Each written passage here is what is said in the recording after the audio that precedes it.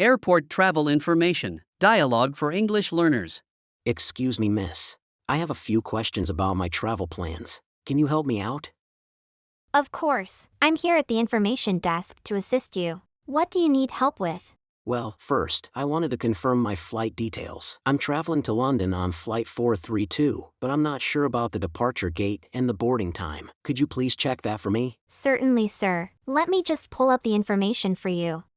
Yes, Flight 432 to London is scheduled to depart from Gate 23, and boarding will begin in about 30 minutes. Is there anything else you'd like to know? That's great to know. Thank you. I also wanted to inquire about the baggage policy for my flight. Are there any restrictions or weight limits that I should be aware of?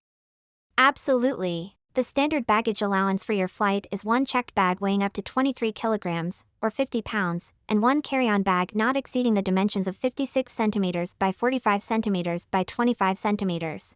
If you have any additional questions about specific items or oversized baggage, I'd be happy to assist you further. That clears things up for me. Thank you. One more thing. I'll be traveling with my elderly mother, and she might need some assistance at the airport. Is there any special service available for passengers with mobility needs?